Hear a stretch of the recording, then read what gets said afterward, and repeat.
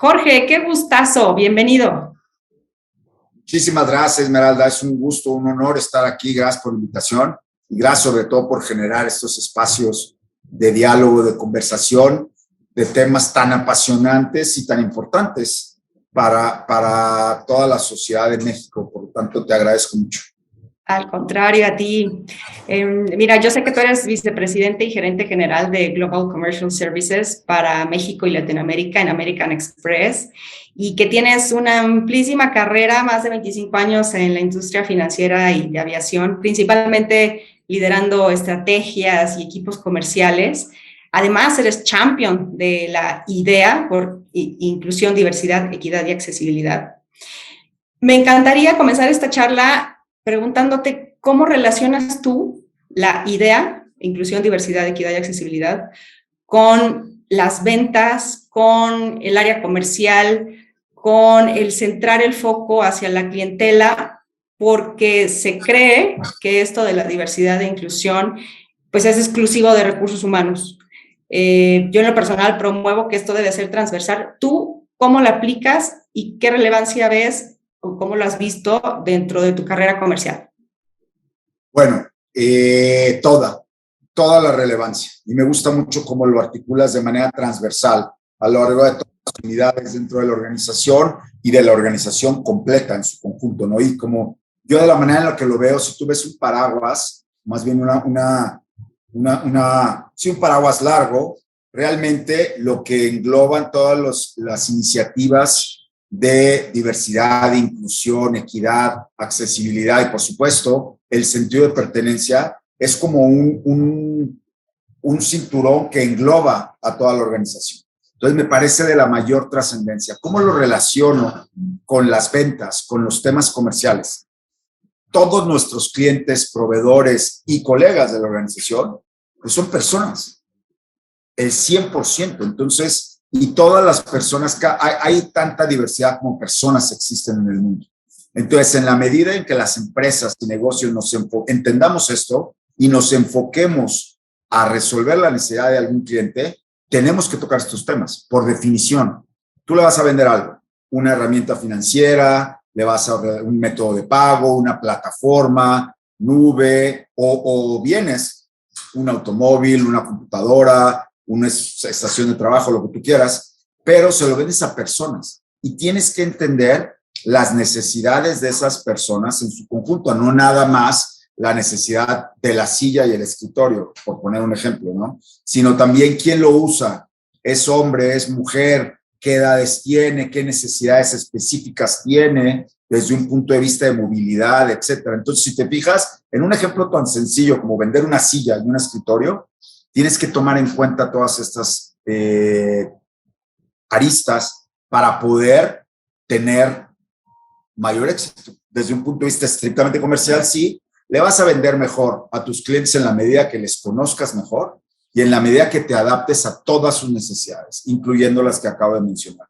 Entonces yo las veo completamente relacionadas. Nuestro equipo está conformado por personas tan diversas como la sociedad. En la medida en la que las empresas entendamos que debemos de generar equipos tan diversos como la sociedad misma, vamos a poder diseñar respuestas y soluciones tan aptos para cada grupo específico como lo tengamos dentro de la empresa. Entonces yo las veo completamente relacionadas, pero no nada más es un tema de creencia, ¿no? O algo que estimamos o suponemos que hay datos duros, hay muchísimos análisis que hablan del tema. En la medida en la que las empresas tienen equipos más diversos en género, en orientación sexual, en edad, en geografía, en etnia, muchísimas categorías que tenemos en cuanto a diversidad y fomentan la inclusión, el diálogo, el respeto dentro de la organización, tienen resultados hasta 25% mejores que las empresas que no lo tienen. Entonces, es un muy buen caso de negocio. Aparte que creo que es lo correcto y es lo que se tiene que hacer, es un muy buen caso de negocio también. Entonces, para mí, van de la mano. Es como una moneda tiene dos caras. No puedes separar las dos caras de la moneda. Siempre tienes que considerarlo de manera holística. Totalmente de acuerdo contigo, Jorge. ¿Tú has visto palpable esta relación y este beneficio directo en el negocio en American Express? Sí, definitivamente sí, de muchas maneras, en la medida en la que la compañía American Express se ha ido, digamos que aun cuando somos pioneros en la materia, en cuanto a temas de diversidad, de inclusión, de sentido de pertenencia, de equidad, súper importante, y por supuesto de accesibilidad, en la medida en la que hemos ido estudiando y trabajando con un foco más claro y con más conciencia del tema, hemos visto los beneficios que lleva, no nada más comerciales y desde un punto de vista financiero, como te lo acabo de platicar, sino también en tema de el sentido de pertenencia de nuestra base de colegas. La gente que trabaja en American Express respeta mucho la marca, quiere mucho a la empresa, pero no es gratuito ese amor. Ahora sí que es amor con amor se paga, en realidad. La empresa se encarga de cuidar a sus colegas de una manera integral. Como yo lo articulo es, necesitamos cuidarnos mente, cuerpo y alma. No podemos enfocarnos nada más en el cuerpo, estar sanas y sanos físicamente, que es muy importante, pero no es lo único. Tienes que tener salud mental también y tienes que tener salud emocional. Y las tres son fundamentales para que estés plena o pleno en la organización, para que te entregues completamente y por ende tendrás mejores resultados, ¿no? Fíjate que eso que acabas de comentar de los colegas es clave y yo sé que tú eres un convencido del trabajo en equipo y como líder, pues tú haces que quienes se integran en tu equipo se sientan valorados, se sientan igualmente importantes y sobre todo que comprendan el qué y el para qué de lo que están haciendo. ¿Cuál es tu qué y para qué? O sea, ¿cuál es tu propósito? ¿Qué te motiva todos los días para levantarte? Híjole, esa pregunta me encanta por lo rica y compleja que es a la vez.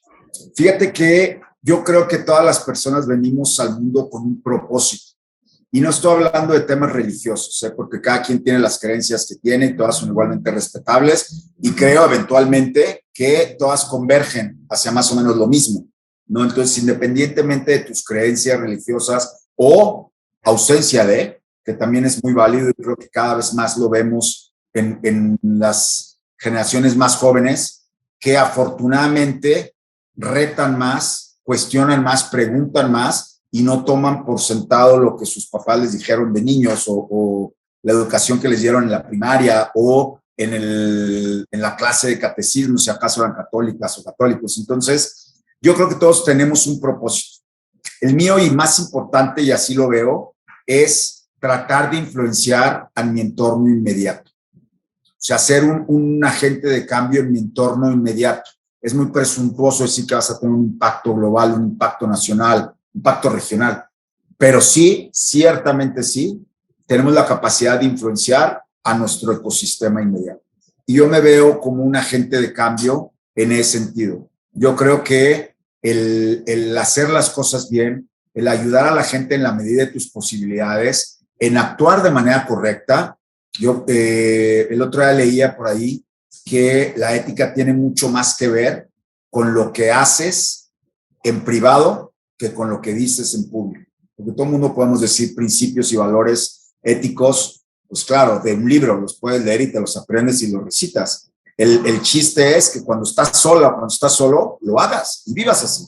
Entonces yo creo firmemente en eso y creo en ese como mi propósito de vida. También creo que me debo a mí mismo buscar mi felicidad y ser un hombre feliz, ser una persona feliz. Y no creo en la felicidad como un destino, que llegas y ya abres la puerta, te metes y ya estás en el mundo de la felicidad. Pues no es así. O sea, realmente difícilmente alguien pueda decir que está en un estado permanente de felicidad.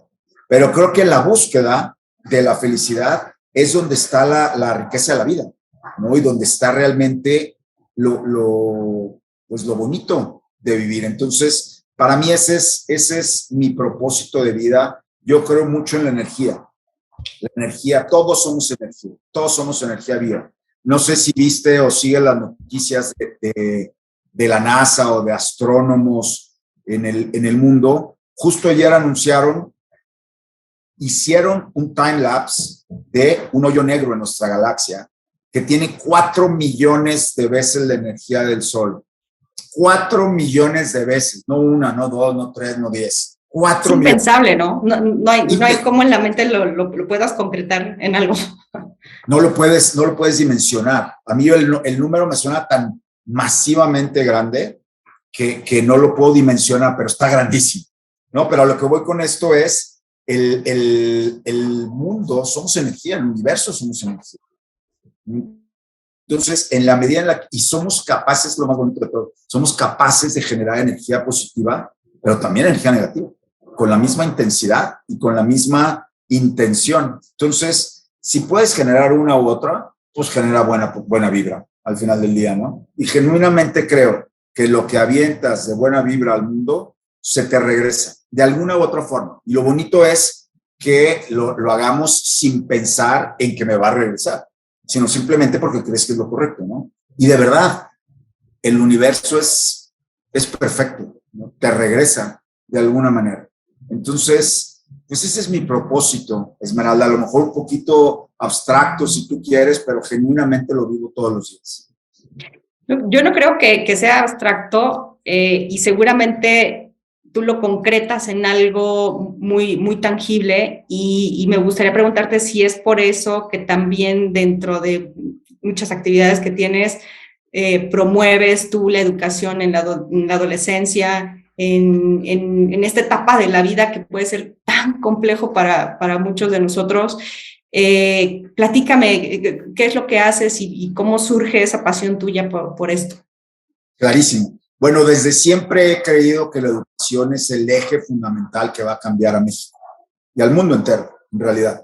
Y la educación tiene dos ejes. Lo que mamas en tu casa, lo que aprendes de tus papás o tus abuelos o tu ecosistema familiar, y lo que aprendes en la escuela, lo que aprendes todos los días en el primero, segundo, tercero y así sucesivamente.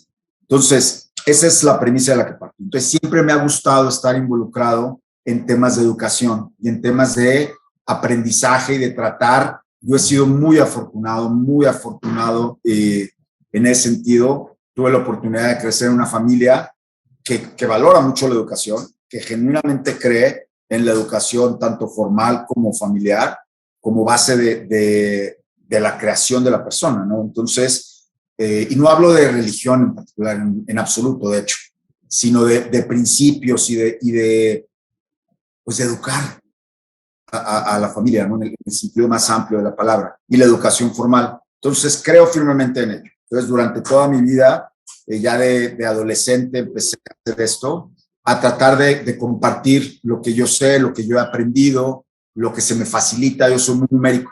Soy ingeniero de formación, ingeniero civil, y tengo una maestría, un MBA con especialización en finanzas, y entiendo bien a los números. Yo hablo lenguaje numérico. Hay gente que habla otros lenguajes mucho más abstractos y más elevados. Yo lo veo así. Yo soy bastante llano en mi comunicación, pero los números te los entiendo muy bien. Entonces, siempre he tratado de ayudar. Empecé con amigos, con sobrinos, para transmitirles el amor por los números, por un lado, y por la educación, ¿no? Y luego ya conforme fui creciendo, empecé a ver que hay programas para apoyar particularmente a los adolescentes y las adolescentes, que yo creo que como individuos, pues esa edad todos la vivimos, todos sabemos de qué se trata, es complejísima, es muy difícil, te sientes el ser más miserable del mundo y luego estás creciendo en formas que no sabías y nadie te enseña muy puntualmente algunos de los temas físicos y biológicos, pero también mentales y emocionales. Entonces hay muchísimos cambios.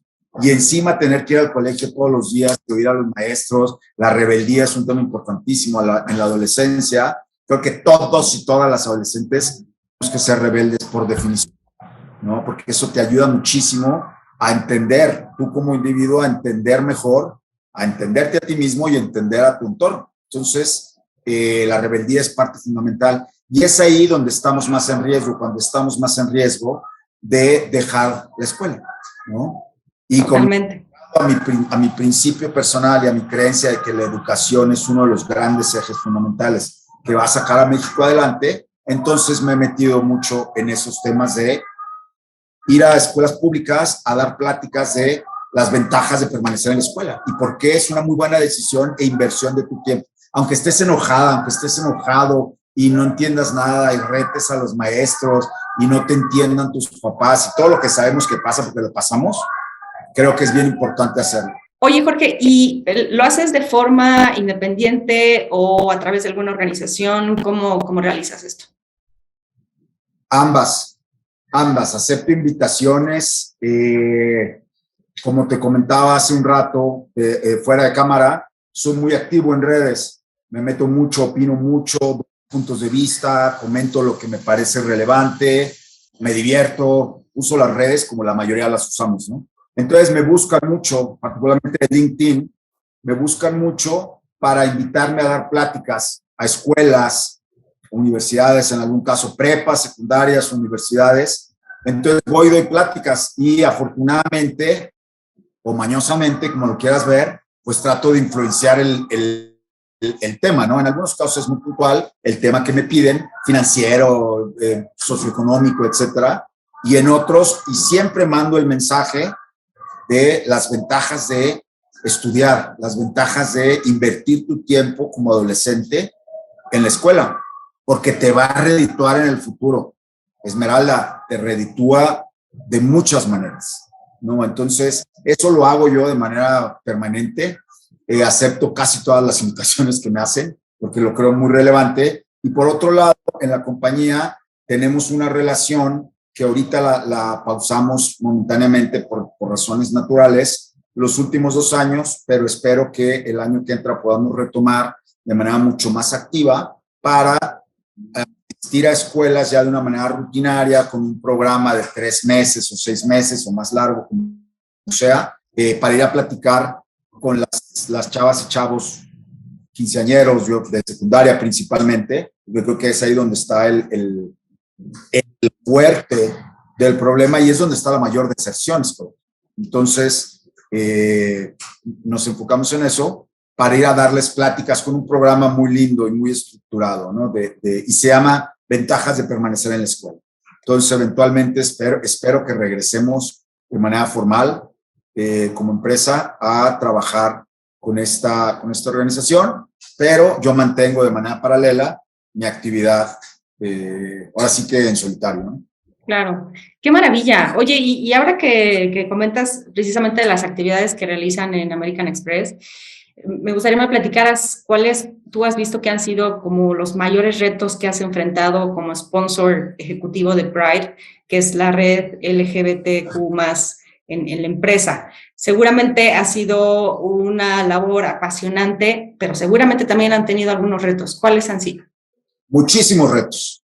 Primero que nada, cambiar la mentalidad de la organización, ¿no? Y te repito, como mencioné hace unos minutos, American Express ha estado en vanguardia en temas de inclusión, diversidad, equidad, accesibilidad. Realmente es una empresa que piensa mucho en las personas como el motor y la razón de ser de la organización. Digo, no es sorprendente esto. No vendemos computadoras ni aviones. Vendemos nuestro brain power, vendemos nuestra consultoría de negocio y vendemos nuestro servicio. La mejor calidad y el mejor servicio siempre a todos nuestros clientes. Entonces, es un statement súper fuerte. ¿Y quién logra esto? Pues las personas. Entonces, realmente American Express trabaja y vive lo que predica, pero ha sido muy retador. ¿Por qué? Porque la empresa está compuesta por personas que tenemos distintos puntos de vista, distintas ideologías, distintas filias y fobias, creencias religiosas, educación. Somos personas, tantas maneras de pensar como personas hay en la organización. Entonces, el principal reto ha sido que partamos de un punto de referencia en el cual estamos todos en igualdad de circunstancias. Y eso significa asegurarnos de cumplir con lineamientos de diversidad de equipos a la hora de contratar, a la hora de promover, a la hora de desarrollar, de equidad salarial ante el mismo trabajo. Pues una mujer tiene que ganar lo mismo que un hombre. No hay ninguna explicación por la cual uno gane más o uno gane menos. Si haces lo mismo, cobras lo mismo. Así de sencillo. Fomentar el diálogo. y el debate constructivo. No queremos que toda la gente le diga que sí a su líder. Queremos que la gente rete, que la gente tenga debates constructivos y que haga challenge y que rete a la organización, independientemente de la estructura organizacional y no donde te encuentres, que toda la gente se sienta cómoda hablando y dando su punto de vista. Para eso los queremos. En mi caso, para mí es lo más importante, escuchar a la gente y ver qué tienen que decir, porque eso va a traer resultados más positivos. Entonces, esos han sido, yo creo que los principales retos dentro de Pride. Y hay otro, culturalmente, que es enorme, Esmeralda. En Latinoamérica, todavía muchos temas de diversidad sexual no están bien vistos todavía. Lo que significa que la gente tiene miedo de salir del closet. Entonces, para mí es fundamental, porque ya como adulto tienes tu casa, tu entorno familiar, tus amigos y tu trabajo. Son esos los tres grandes grupos en los que pasas 24 horas al día. De una u otra manera estás con... Entonces, con uno o con otro. Es importantísimo, si en tu casa no te sientes cómoda, no te sientes cómodo siendo tú mismo, al menos crear un entorno laboral, un espacio seguro para las y los colegas en el cual se sientan plenos, se sientan cómodas siendo quienes son, que nos sintamos plenos siendo quienes somos. Entonces, para mí es fundamental crear ese espacio seguro dentro de la organización. No puedo ir a tu casa a decirle a tu papá que haga o no haga, pero sí puedo asegurarme de que las políticas y manuales de la empresa fomenten este comportamiento para hacerte sentir bien.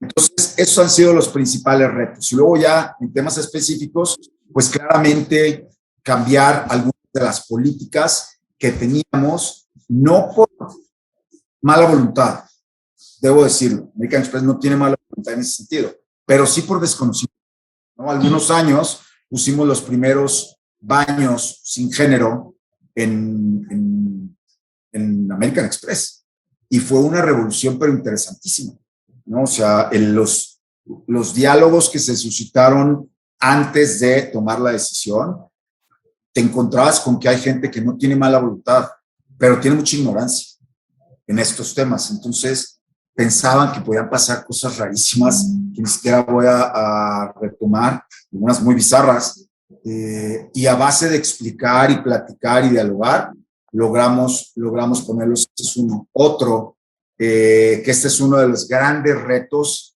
que a título personal / profesional considero y me siento orgullosísimo de ello.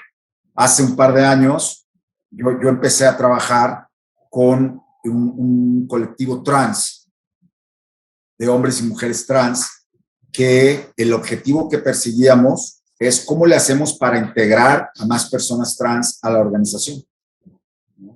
Entonces empezamos a trabajar en conjunto y no era un regalo, esto es bien importante decir. O sea, yo les comentaba a las personas del colectivo, necesito que tengan ciertas credenciales. O sea, porque es un trabajo especializado que necesita tener preparación académica y otro tipo de que le guste hablar, que le guste interactuar, que tenga una orientación al servicio, todos estos temas de perfil de puesto. Encontramos un par de candidatas en ese entonces que no habían tenido un trabajo formal durante muchos años. Y entonces la organización, al presentarlas, nos enfocamos en una de ellas que cumplía todo el perfil, perfecto perfil, pero no tenía una historial de trabajo formal. Entonces la organización me hizo mucho el reto, oye, ¿por qué quieres contratarla a una mujer trans si no tiene trabajo previo?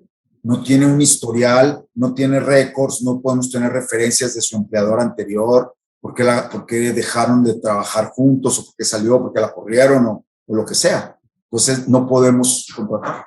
Entonces mi respuesta fue es que lo que está haciendo es perpetuar el círculo vicioso. ¿Por qué no ha tenido acceso a oportunidades de trabajo formal? Porque las empresas no queremos apostarle a una persona que tú la ves y tiene el perfil perfecto, idóneo para trabajar con nosotros, pero como no trabajaba en otra empresa y no tiene recibos de nómina de hace 3 años de un banco, pues no puede trabajar. Un banco es un decir, una empresa, pues entonces no le puedo ofrecer una oportunidad. Entonces tú estás perpetuando este círculo vicioso. Hay que darle una oportunidad porque tiene todo el perfil, e ir trabajando con ella para asegurarnos de que se sienta cómoda, que entienda lo que hay que hacer, de que tenga absoluta claridad en lo que se espera de ella, pero también lo que ella espera de la organización, para ir fortaleciendo la relación. Y es uno de mis grandes orgullos decir que le está yendo re bien. Wow.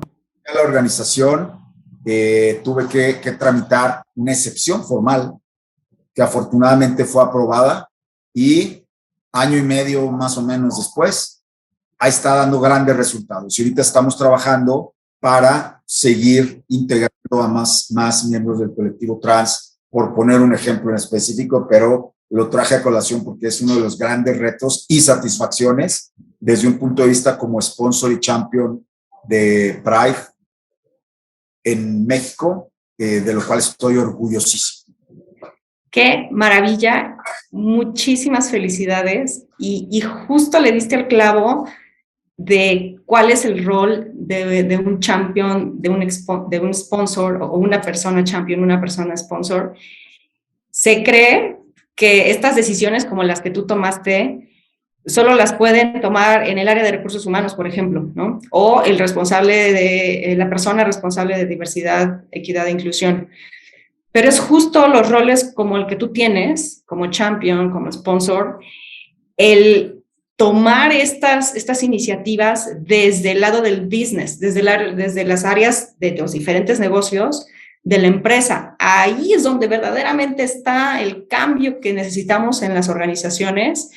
Y felicidades, de verdad. Y como tú bien lo comentas, nos podemos llevar gratas sorpresas si de verdad lo hacemos con un genuino interés y con esta apertura pues que debemos de tener. Eso es a lo que le llamamos nosotros SMART idea, la idea, ya decíamos, inclusión, diversidad, equidad y accesibilidad, pero promovido desde las áreas ejecutivas. Felicidades, de verdad. Mi mayor reconocimiento para ti y también pues para quienes te empoderaron en este aspecto, me encanta. Y justo también abordaste un tema que tiene que ver con la cultura. Y alrededor de este Día Internacional contra la Homofobia, ¿tú cómo consideras que estamos todavía en México y qué nos falta todavía hacer? Estamos avanzando. Ese sería mi primer statement. No todo está mal, definitivamente. Lejos de estar mal. Estamos avanzando. Creo que hemos dado el primer gran paso, que es reconocer que somos una sociedad homofóbica, transfóbica, ciertamente clasista y racista, y podemos ponerle muchos más adjetivos. Pero el primer gran paso es reconocer que lo somos. Por muchas razones. Tenemos un bagaje cultural de cientos de años como nación independiente, con muchos temas que venimos cargando, otros temas de ideología también, ¿no? También las religiones han venido a marcar hasta cierto punto el deber ser y el está bien o está mal, lo cual a mi parecer no es lo correcto, ¿no? Entonces, sin meterme en polémicas de religión, traemos mucho bagaje en ese sentido también. Entonces, tenemos mucho que hacer, pero el primer gran paso, que es fundamental para empezar, es reconocer que tenemos una sociedad con estas características de discriminación que acabo de mencionar hace unos momentos. Entonces, ese paso para mí ha sido fundamental para poder empezar a trabajar. Me voy a meter ahorita a temas de empresa. Creo que lo que sigue es que las empresas, una vez reconociendo que la sociedad es así y vivimos inmersos en una sociedad y parte de la sociedad trabaja en la compañía y toma las decisiones de la compañía, es importantísimo que definamos políticas, definamos reglas, definamos manuales en cuanto para combatir estos temas. Desde contratación con equidad, cuántos candidatos hombres tienes, cuántas mujeres tienes, y ahorita me voy a enfocar en estos ejemplos, en género, para poderlos articular claramente.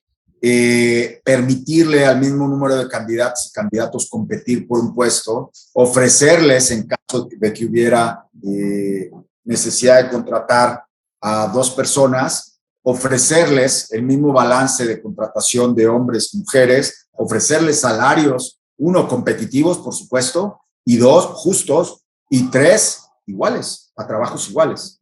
Eso lo puedes hacer con políticas, lo puedes hacer con manuales muy claros, pero la cultura no la puedes influenciar, que es el tercer tema, de las políticas y reglas, y empujarlas y asegurarnos de que la organización las conoce es el primer gran paso.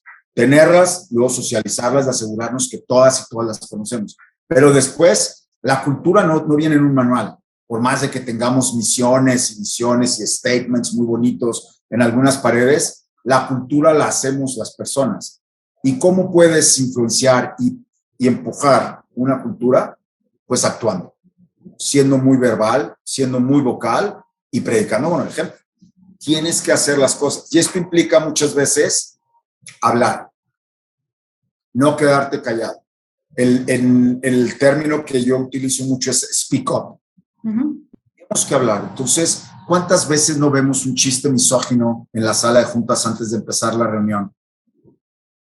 Y te ríes alguna vez, o si no te ríes, te quedas callado, piensas, hijo, qué chiste tan feo, qué chiste tan rudo y qué chiste tan misógino.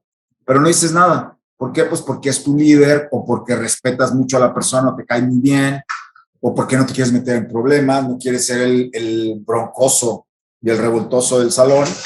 Pero no, tenemos que hablar, tenemos que levantar la voz y decir, oye, me parece que ese chiste está totalmente fuera de lugar, y aparte estás lastimando a personas, estás hablando mal de personas. Ah, pero no hay nadie aquí. Pues no, pero estoy yo, y me parece que a mí también me lastima porque estás lastimando a otras personas. Entonces, el hablar va a ir creando una cultura.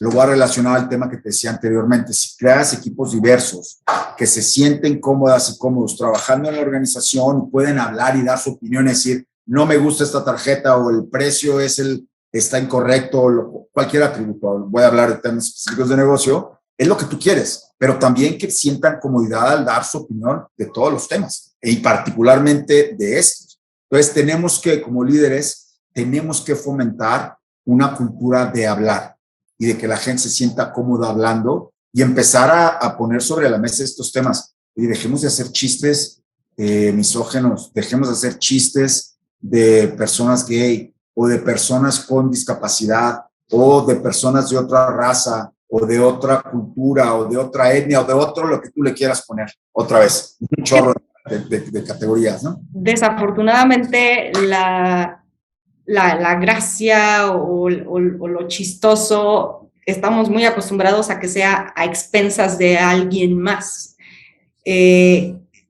Cuando en realidad no, o sea, cualquiera podemos tener un chascarrillo, pues una sonrisa de algo que no necesariamente tenga que estar agrediendo el respeto de alguien más, ¿no? Y hablando de respeto, lo que nos comentas es crucial, el hecho de poder dar esa tranquilidad, esa seguridad psicológica a tu equipo, a que no únicamente se exprese como es internamente, sino que, como tú dices, haga ese speak up, o sea, hable, se imponga ante el respeto de otras personas, sin temor a que, como tú decías, me van a ver raro, o van a creer que soy lo que no soy, o qué tal si con esto entonces después me van a correr o me van a tachar, en fin. Yo creo que aquí definitivamente los liderazgos, como el que tú ejerces, pues son elementales. Y desafortunadamente aún estamos todavía en ese trabajo, que bueno, me da esperanzas el escuchar que tú consideras que vamos avanzando. Yo también considero que vamos avanzando, sin embargo, todavía hay mucho camino por andar, y qué bueno que personas como tú en estos liderazgos pues son ejemplo y son modelo a seguir. Yo creo sinceramente que tú estás logrando lo extraordinario en esto. Y me gustaría cerrar esta charla para que nos comentes cómo lo has hecho y cómo sugieres tú que las personas que nos ven, que nos escuchan, cómo pueden ellos y ellas lograr lo extraordinario. Muchísimas gracias por tus palabras. Debo decir que yo no creo que sea extraordinario. Yo creo que es algo que todas y todos podemos hacer, y que hay acciones muy claras y muy sencillas que podemos realizar todos los días para contribuir de una pequeña manera. Yo tengo la fortuna y el privilegio de estar en una posición de liderazgo que me permite tener una voz y hacer uso de ella. Entonces, esto es un arma de dos filos, porque yo puedo hacer uso de una manera bastante negativa, pero también positiva. Entonces tengo que ser doblemente cauteloso en lo que digo, en lo que hago, en lo que se percibe de mí, porque la gente me está viendo, tengo visibilidad. Entonces es una responsabilidad importante que tengo que cuidar y tengo que respetar esa responsabilidad. Yo no creo que sea extraordinario. Qué lindas palabras, muchas gracias. Pero definitivamente, Esmeralda, para mí no es un tema extraordinario. Todas y todos lo podemos lograr, ¿no? ¿Qué recomendaciones o cómo lo he logrado, ¿no? Esa para tratar de responder tu pregunta. Primero que nada, siendo auténtico y respetándome a mí mismo. O sea, tengo que ponerme a mí en primer lugar y ser empático, porque una vez que yo me pongo en primer lugar a la hora de decidir, de pensar, de hacer algo, suena un poquito contrasentido, ¿no? Cuando dices, oye, quieres ayudar, pero te pones a ti en primer lugar. Lo que hago con esto es, ¿cómo me sentiría si yo estuviera sentado enfrente o si estuviera en la situación de esa persona? O si yo fuera el sujeto y no el objeto, si yo fuera el receptor de una agresión o el receptor de una nueva política, lo que tú quieras. ¿Cómo me sentiría? Entonces, eso me ayuda muchísimo a decidir, oye, pues yo creo que esto tiene sentido. ¿Por qué? Pues porque yo me considero una persona pues con sentido común más o menos balanceador y un sentido común, que a veces es el menos... Es el menos de los comunes, ¿sí? Hay que decirlo, ¿no? Pero a mí me ayuda mucho. Entonces, me pongo en primera persona, me pongo en primer lugar a la hora de tomar decisiones. Segundo, fíjate que nunca me arrepiento de nada. No, eso no es una frase hecha, ni mucho menos. Realmente yo he trabajado muchísimo con respetar todas las decisiones que tomo y aprender de ellas. Debo decir que he tomado la mitad bien y la mitad mal, ¿eh? Esa es la realidad, como la mayoría de las personas, no todo el mundo tenemos la fortuna de siempre estar bien.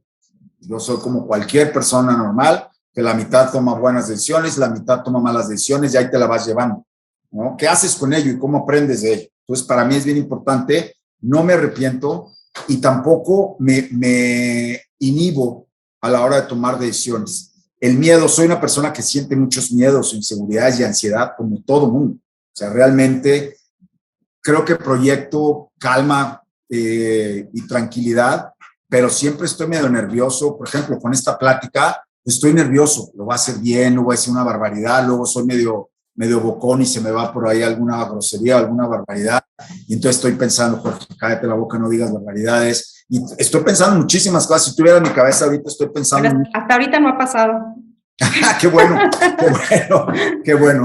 Entonces, soy una persona ansiosa, soy una persona que se preocupa, como tengo un afán de logro muy fuerte. Entonces perfeccionista. Y a la primera soy perfeccionista, entonces y tengo miedo, como toda la gente. Lo único que creo que es muy importante, o no es lo único, pero una de las cosas más importantes es que no permito que ese miedo me inhiba. Porque hay miedo inhibidor que te hace meterte en la cama y hacerte bolita y no querer salir nunca de ahí. Pero hay otro que si lo conviertes en energía creativa, te puede llevar muy lejos. Está muy bien tener miedo, está muy bien tener inseguridad. Nadie tiene todas las cartas en la mano. Nadie, absolutamente nadie. Entonces, está muy bien no tenerlas, pero también está muy bien no detenerte a actuar por no tenerlas. Entonces, para mí ese ha sido uno de mis lemas. No me arrepiento y trato de que el miedo que siento, la ansiedad, la convierta en energía creativa para hacer. Y luego, me voy a equivocar la mitad de las veces, pues aprendo. Eso sí hago muy conscientemente. Estudio mucho cuando tomo decisiones que no salen como yo creo. Estudio mucho para ver qué pasó. No la pensé bien, ignoré datos que tenía y no utilicé para tomar la decisión. Si no los tenía, pues no puedo hacer nada al respecto, no es mi culpa, pero si sí los tenía y decidí, no, hombre, eso no pasa nada, pues no, tengo que hacer un análisis con los datos que tengo. Y si los ignoro, entonces es otra avenida de estudio. Lo implementé bien, lo hice mal, o simplemente no se dio lo que yo esperaba. Hay muchas veces que por la razón que tú quieras, las cosas no salen como uno quisiera, y entonces pues aprendes y sigues a lo que va, ¿no? A lo siguiente. Entonces, para mí es muy importante hacer estudio de lo que me va bien y lo que me va mal, ¿no? ¿Por qué me está yendo la carrera? Pues porque estoy estudiando, porque le pongo atención a los maestros, trato de no faltar a las clases relevantes. estoy poniendo un ejemplo, ¿no? ¿Por qué te va bien en tu carrera profesional? Pues porque te dedicas el tiempo a cada uno de los temas, le das la prioridad, te haces de un equipo más listo que tú, que es fundamental, tener gente más lista que tú en tu equipo, porque te va a llevar muy lejos y tú los puedes ir empujando. Entonces, y más bien llevando esa energía la vas a ir haciendo que crezca todo el equipo. Entonces, es importante también estudiar el por qué te va bien. Pero para redondear y para cerrar, así es como yo vivo. Realmente creo que todos tenemos la capacidad de hacer lo que nos propongamos. Tenemos que aprender a convertir nuestros miedos e inseguridades en energía creativa y tenemos que ser también indulgentes con nosotros mismos en el sentido de que no somos perfectos, somos falibles, altamente falibles. Si nos va mal, no es porque yo sea la peor persona del mundo. Me fue mal por algunas razones, algunas que puedo atribuir a mí y otras no. Aprendo y le sigo, ¿no? Entonces, así es como vivo y cerraría diciendo, todas y todos podemos hacer cosas extraordinarias como las mencionas si nos lo proponemos. Y todas y todos podemos contribuir a hacer de este mundo y nuestro entorno, en mi opinión, creo que tenemos que empezar por nuestro ecosistema inmediato, un mundo mucho más inclusivo, mucho más diverso, por supuesto equitativo y claramente que nos permita tener acceso a todas y todos a las maravillas de este mundo, ¿no?